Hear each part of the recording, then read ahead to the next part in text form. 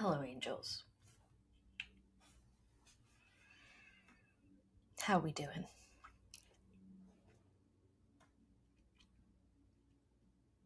Today is Wednesday, October 11th, 2023.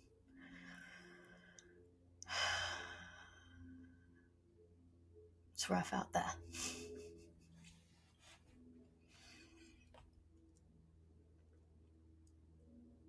I just want to offer so much love at the top of this episode to all of you, in particular my Jewish and Muslim listeners, friends, loved ones, community.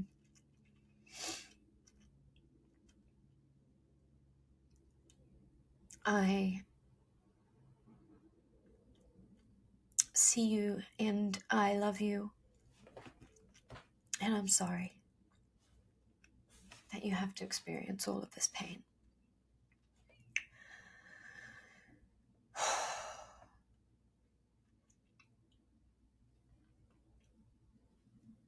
And that's what I wanted to talk to you about today. Pain and the continuum of pain, and also the opportunity in pain. And I'm actually going to start today's episode with a quote from the incredible, life-saving, beloved, heroic, amazing man, Dr. Gabor Maté, who writes many, many amazing books. Anyway, this quote, I'm not sure exactly which one this is from. It's shared on social media recently, in that he writes, all of Western medicine is built on getting rid of pain, which is not the same as healing. Healing is actually the capacity to hold pain.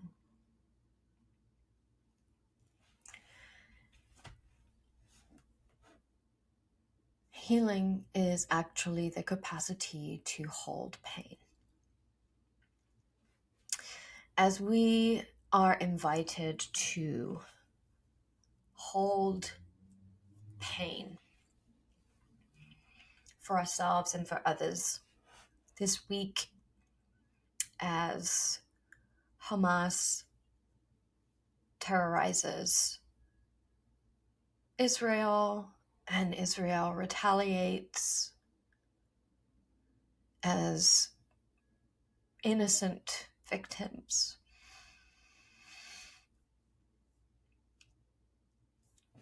on both sides pay the price for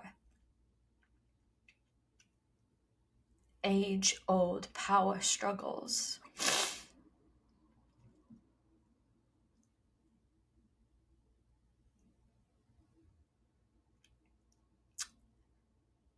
We are invited to hold pain.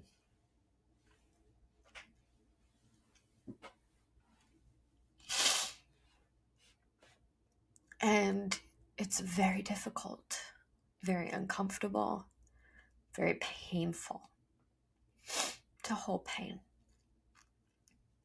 Our animal bodies are not able to understand the nuance between real physical danger and the intellectual, logical understanding and perception of pain and suffering that exists outside of ourselves, outside of our realm, our physical realm of peril. We're also less capable than ever collectively of experiencing pain. And that is because we have become intolerant to it. Let's talk a little bit about the spectrum. And I have to apologize. Not only am I just emotional and emotionally drained from holding and processing and facing up to and bearing witness to what's going on in the Middle East right now, but I'm also not at home, as you can see if you're watching on YouTube.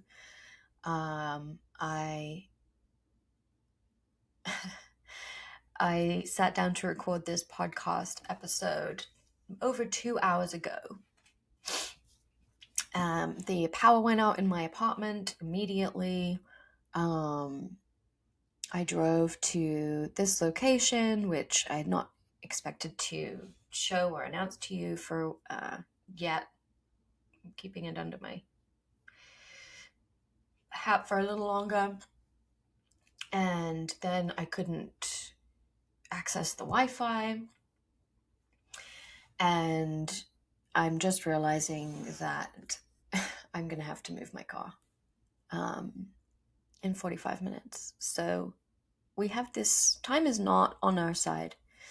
And we're going to carry on because sometimes things are really fucking imperfect. And that is okay. That is, in fact, true and a fact of life. And that brings me back to this continuum, the continuum on which pain is a center point. On the left-hand side of this continuum, the low grade end is discomfort. And on the very farthest end is suffering. So let's talk about this continuum from discomfort to pain to suffering.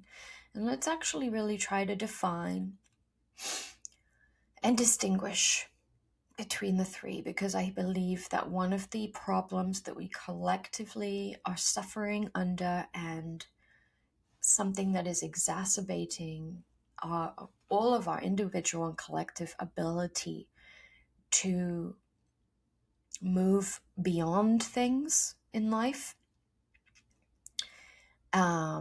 is due to our increasing intolerance for even discomfort, right? Which is at the low end of the scale of pain and suffering. The irony being, I'll give away the game right now, that the more we avoid discomfort, the more we are vulnerable to pain. And the more intolerant we are to pain, the greater our suffering becomes. The more we avoid our pain, the more compounded our suffering becomes. So let's start with discomfort. What does discomfort mean? What is discomfort? And I'm gonna share personal examples of these things because that's what I know. That is what I know. And that is what I am able to share. I'm not going to share with you, for instance, examples from my clients' lives without their consent, nor my loved ones outside of the coaching room. So an example of discomfort that's really useful here. When my husband and I have a disagreement, I have historically been quite defensive. In fact, as the, I guess I'll say owner of a fearful avoidant attachment style, historically, I tend to want to run away when conflict comes my way. And with romantic partners, that's even proved to be something of a power play, right? Like, I remove myself from the situation. I then determine who comes to whom and when. It's a way of controlling the narrative, controlling the outcome, controlling something that feels very dangerous to me in the moment, which is conflict. It is very uncomfortable for me to sit in the room, to stay in the room when we are in conflict. Less so now than it has been in the past, but once upon a time it would have felt impossible. It would have felt so uncomfortable in my body that, and it remains to this day something that I move beyond, an edge I move beyond continually in our disagreements, in our discussions around conflict, areas of conflict, areas of things that I would rather avoid. To stay in the room and have that conversation with him takes so much control over my own physical desire to run out of the room, to scream, to shout, to rage. I'm literally sitting there in this kind of uncomfortable conversation. I'm like gripping the table.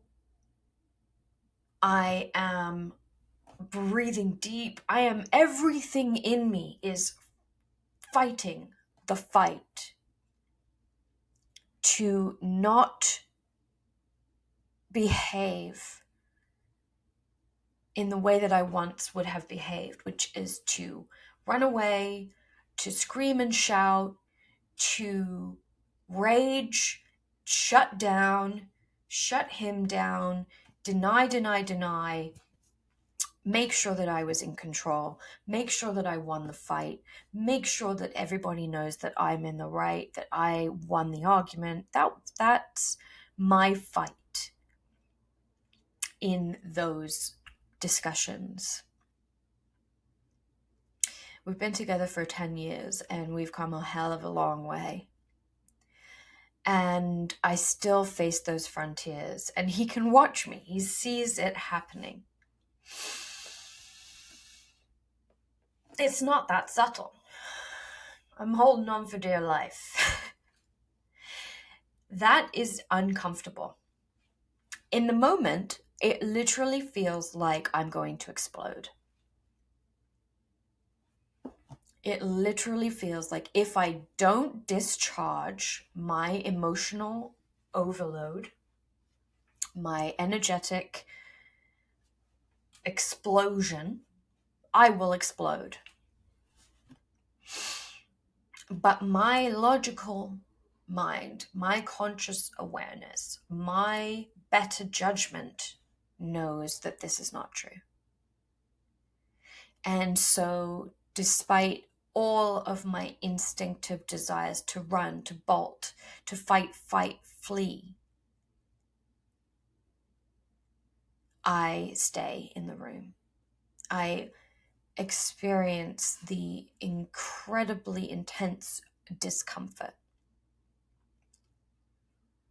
because I know that by doing so, by making another choice, by choosing my relationship over my egoic desire to be right, by choosing my relationship over my ingrained behavioral coping mechanism of defensiveness and control, that I am making the choice that's healthy for me, my partnership, and my partner. That's one example of discomfort. Others, you're standing in a room full of fellow professionals. You're at a networking event. And you're standing in a room and you have no one is talking to you. You have no glass of wine. You have no phone in your hand. You have nothing to show others that you're actually occupied, that you don't need to be talking to someone in this room right now because you're doing something else. That is uncomfortable, right? Not only is that uncomfortable, it's vulnerable to stand in a room without the phone, without the wine, without the, the circular, the pamphlet, and just stand, make eye contact, smile at people, and make it known to the room that, hello, I'm here. I don't know anyone. I would like to talk to someone. Maybe they don't want to talk to me. I'm okay with that. I'm just going to be here knowing that I am safe and worthy, even if nobody appears to be interested in talking to me today for the whole event. That is uncomfortable, right? How many of you, I wonder, listening to that, like, internally squirmed, right? We're like, I could never do that. I could never walk into a room like that unarmored. As a product of the United Kingdom, I am especially susceptible to what feels like social awkwardness. Everything in my body wants to erase any kind of social awkwardness. And I've learned over time in that regard too, that is a very controlling way of approaching your every interaction. I could get into that, but I think we're going to loop back around to that because it has to do, spoiler alert, with colonialism. What the fuck doesn't, I guess. Oh God, I don't know whether this is going to be worth your time to listen to, y'all. I don't know, but I'm doing it anyway. And I'm just going to take a pause here to say, my heart is aching.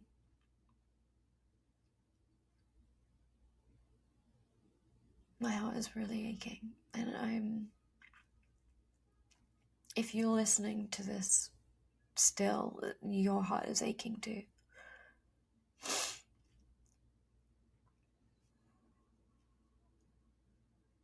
That brings us neatly onto pain.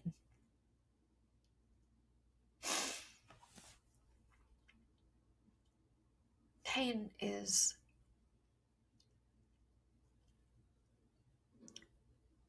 more acute than discomfort, but also just more meaningful.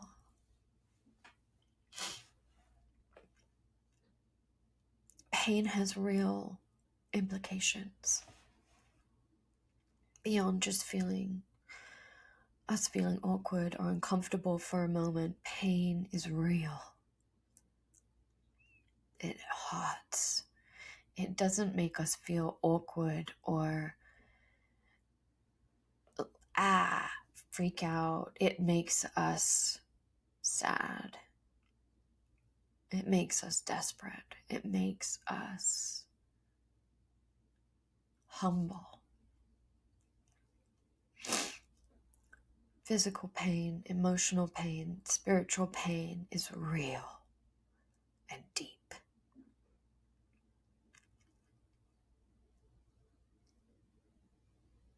Pain wounds. Discomfort irritates, aggravates. Pain wounds.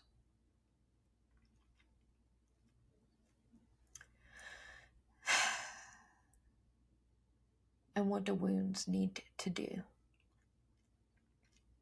in order to become not wounds? They need to heal. And this is what Dr. Gabor Maté is getting at when he says, when we are unable to be with our pain,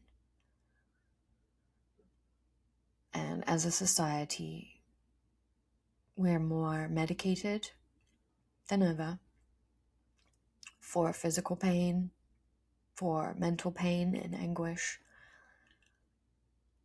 We're in more pain than ever. There's more instances of chronic pain than ever before. Addiction, which ultimately comes down to an attempt to numb pain. Alcoholism. All of these things are caused by an inability to sit with our own pain.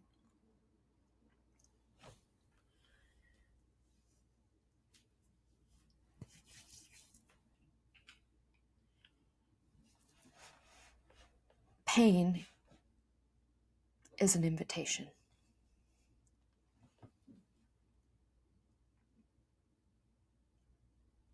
And there are two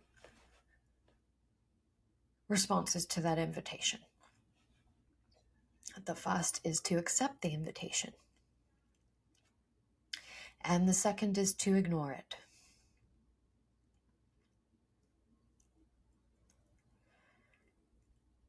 There's so much pain that we get to see on a daily basis in this world that we live in, this online world. We are asked to bear witness to climate crises, horrific acts of warmongering and terrorism.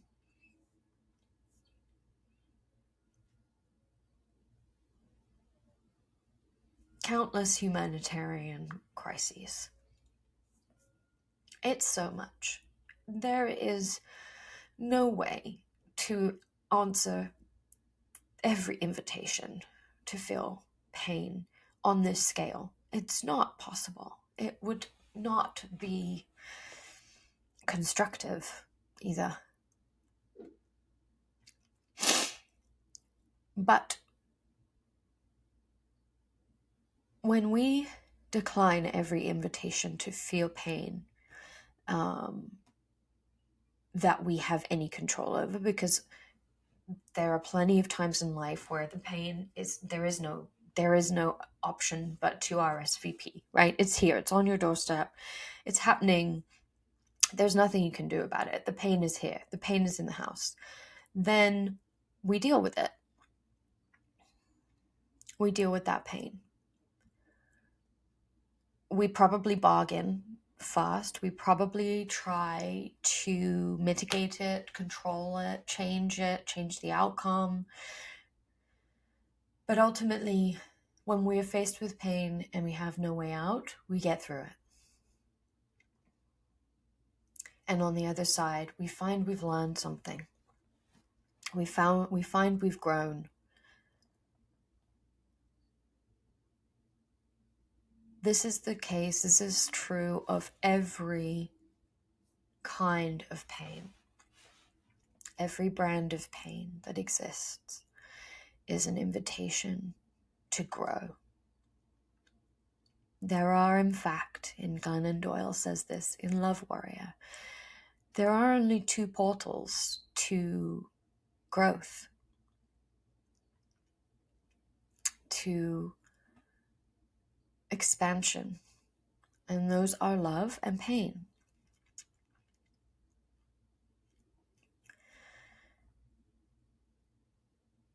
When we decline the invitation to turn towards these global kinds of pain, as opposed to the personal ones, there's no avoiding. When we choose to avoid them or turn away from them, ignore them, pretend they're not happening, tell ourselves, I can't deal with this right now, I can't take this on, I just don't have the bandwidth for this. We are making a choice. And it is a choice between allowing our hearts to break open and allowing our hearts to harden.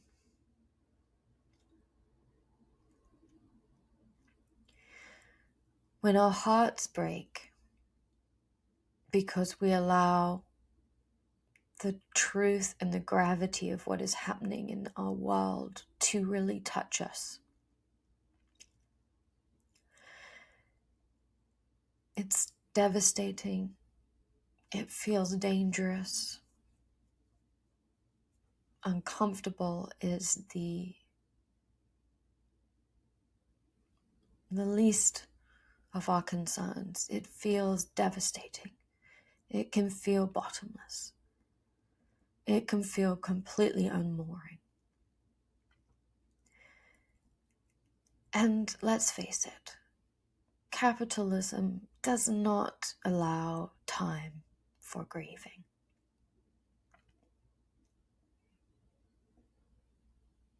Right? We do not live in a world designed to honor our humanity, which is why it can feel so easy, so effortless, so natural to turn away from atrocities as they appear to us on our phone screens. What we're not realizing in those moments is that doing that not only dehumanizes the very real human beings whose lives are being taken, destroyed, devastated, decimated. That choice also dehumanizes us.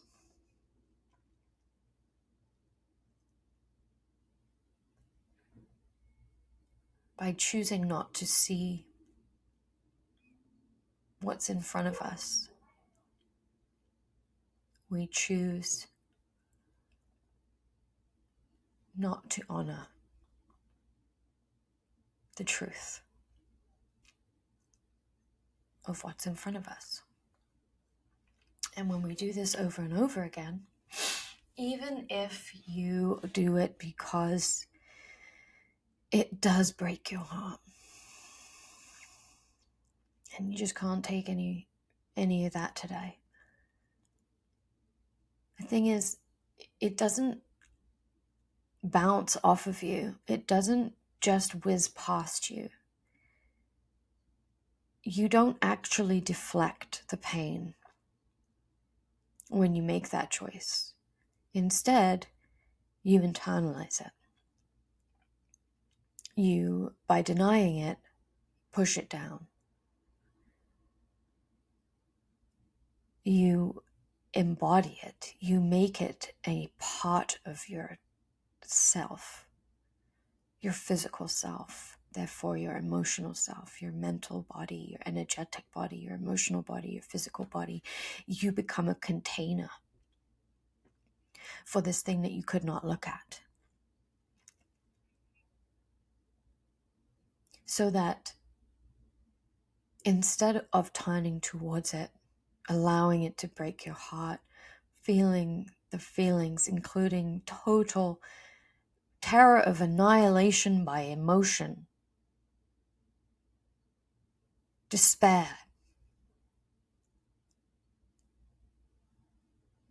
despair is the only logical thing to feel in the face of this kind of inhumanity, brutality, violence.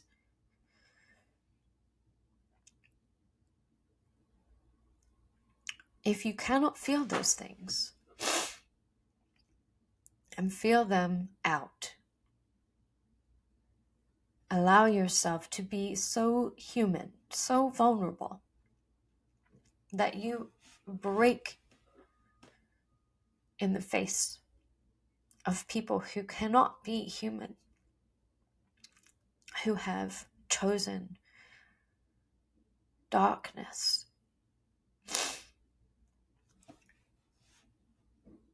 you store that darkness.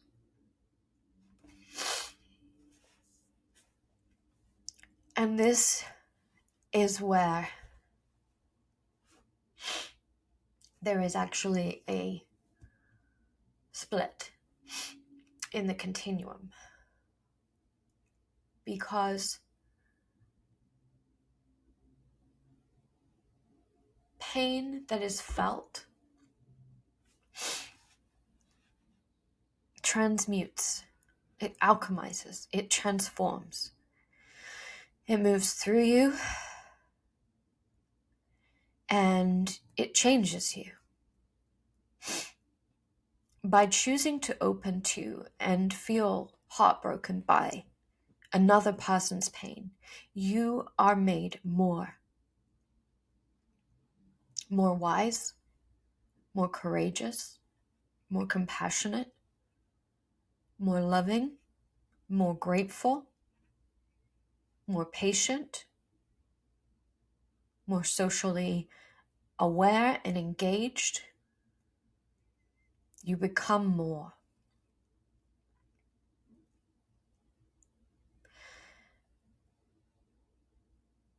When you do not answer the invitation of pain to feel, you become less.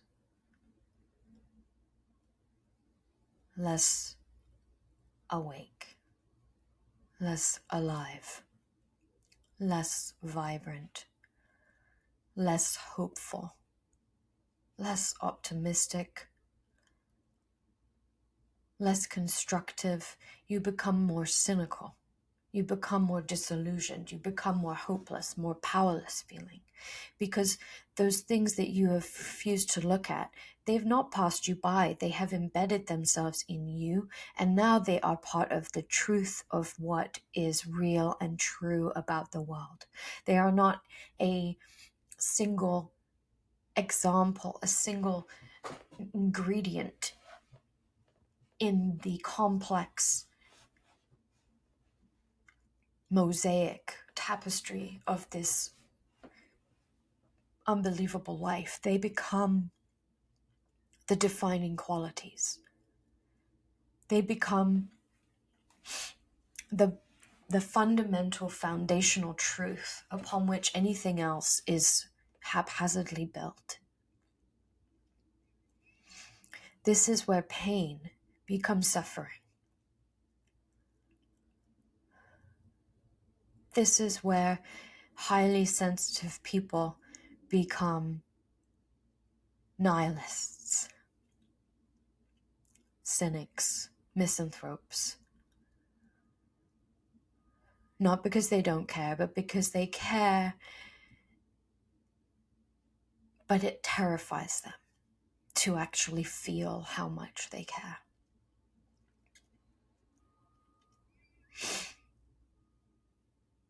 I know a lot of people who feel this way about the world. They have given up the idea that the world is a good place, that there's hope for humanity.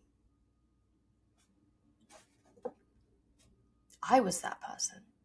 Against my best efforts,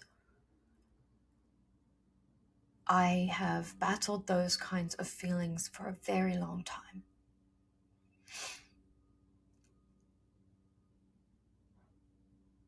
Often, these worldviews are defined by things that happen to us before we even have the opportunity to shape a neutral worldview. Unfortunately, many of us as children are traumatized in one way or another to such a degree that we never get to meet a more neutral representation of life where there's good, there's bad, there's soaring heights and gutting lows, and that's all neutrally true. Between our own experiences and the worldviews of those around us who shape everything about our understanding of what is real, many, many, many of us learn this outlook on life before we have any chance to form our own or to choose. And so it becomes an undoing, an unlearning, deeply embedded in hope that there is a better way, that there is a different way of being that allows for just as much beauty, kindness, joy, opportunity, abundance, as there may be darkness, cruelty, tragedy, grief.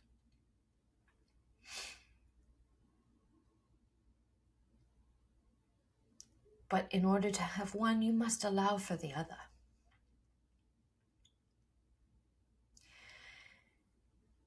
In order to avoid suffering, you must allow for the fact that there will be pain.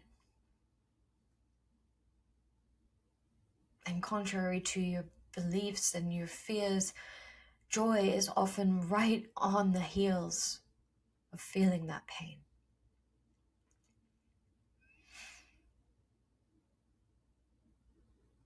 As is courage, knowing you have courage. When you allow yourself to open to, turn towards, feel the pain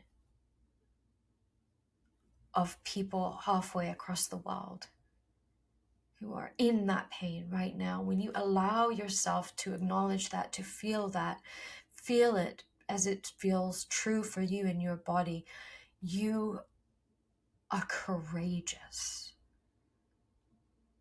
And that courage that you embody by breaking down, by crying, by sobbing, by feeling despair, disillusionment, those feelings that by being felt show you are courageous.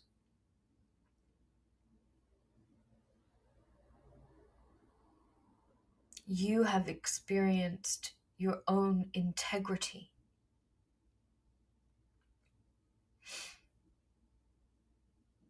Instead of feeling guilt, shame, dis-ease, anxiety, cynicism, anger, rage, irritation, annoyance, you feel hope.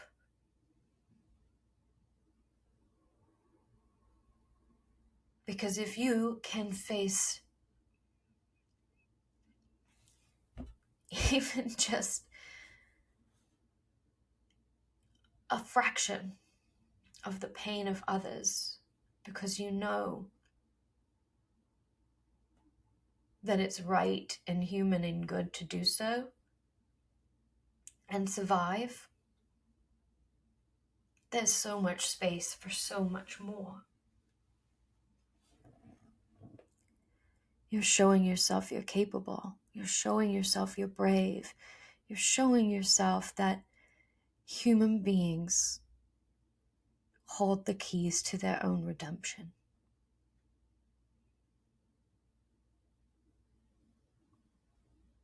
If you can be brave enough to face the most terrifying aspects of humanity and allow your heart to break, then anyone can. And when you see what is on the other side of that,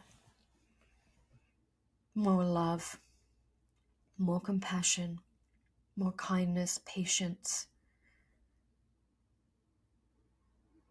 bravery, optimism, creativity, then you know that if everyone were able to feel into their pain, there would be so much less suffering.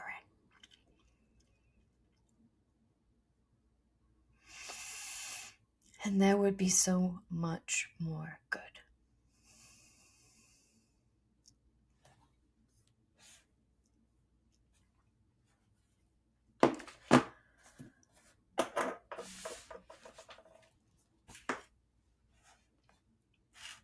Yesterday I spent the entire day trying to catch my breath.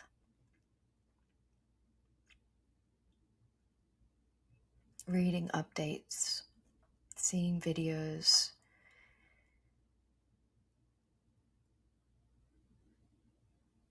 I do not want this to come across as an invitation to bombard your nervous system with harrowing and horrific news and videos. That's not what this is. Please honor your limits.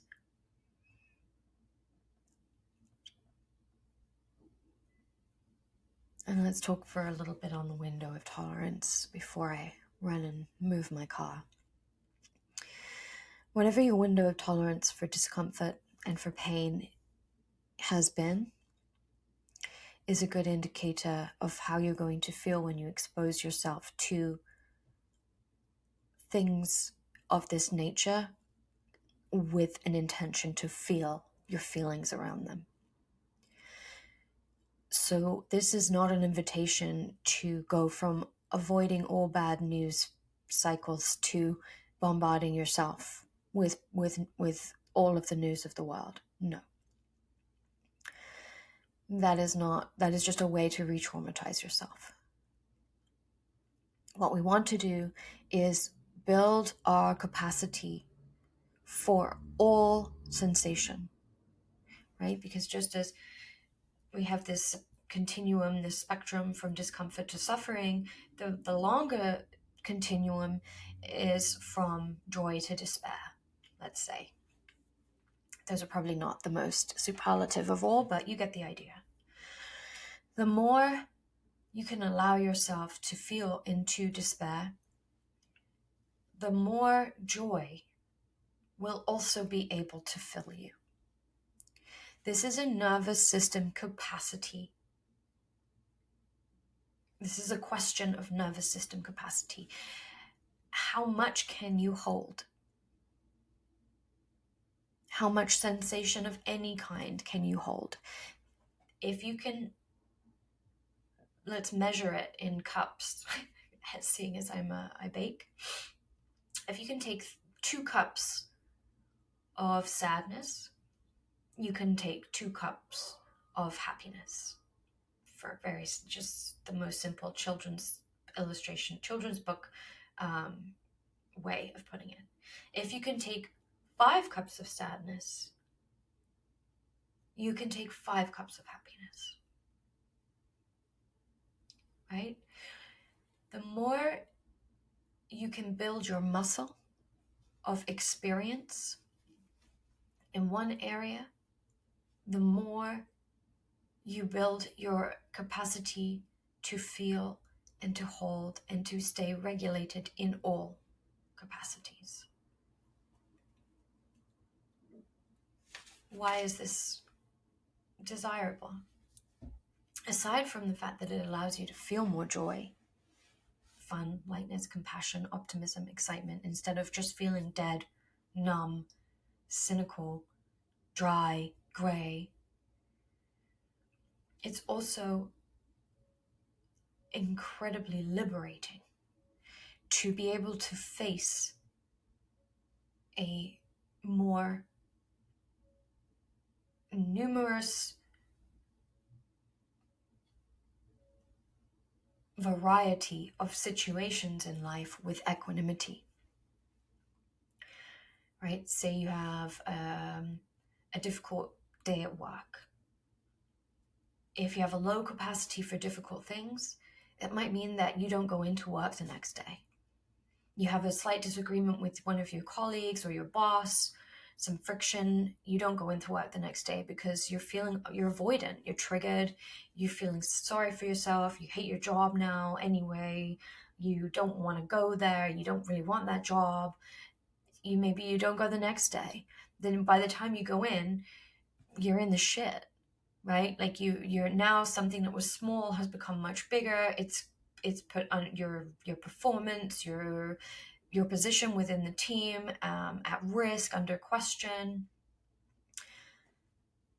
versus being able to show up the next day have a second hard conversation, say, this is how I feel about this. I understand that this is where, we had some misunderstanding or whatever. You show up in those ways and you illustrate integrity, you illustrate personal strength, you illustrate resilience. You are immediately received by the other with respect, with acknowledgement, with appreciation, with trust. These things are holistic. Your capacity to hold discomfort, pain, joy, pleasure in any area of your life is applicable to all your ability to enjoy a sunset, be present in your brand new baby's first days on this planet. All of this is about being able to be with the full spectrum of what it actually means to be a human alive on this planet.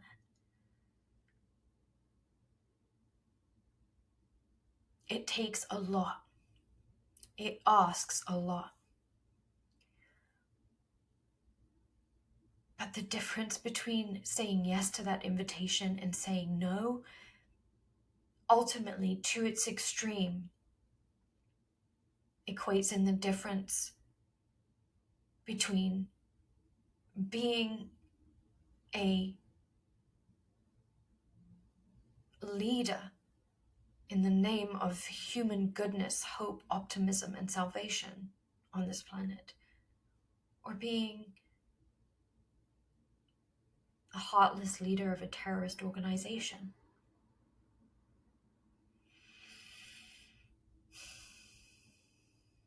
I'm not saying that avoiding uncomfortable content on the internet makes you a terrorist.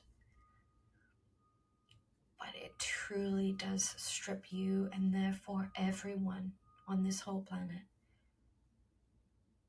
of vital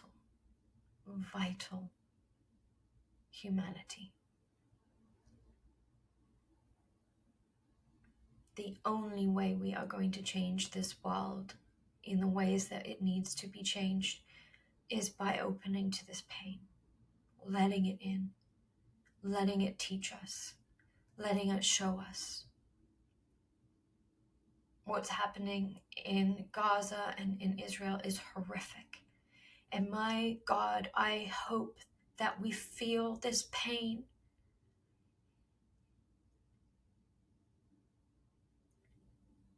So that we actually begin to understand what it fucking means. That is the only way we're going to make different choices that cease to allow this kind of thing to happen from here on in. That actually rewrite history. That decolonize these narratives and these practices and these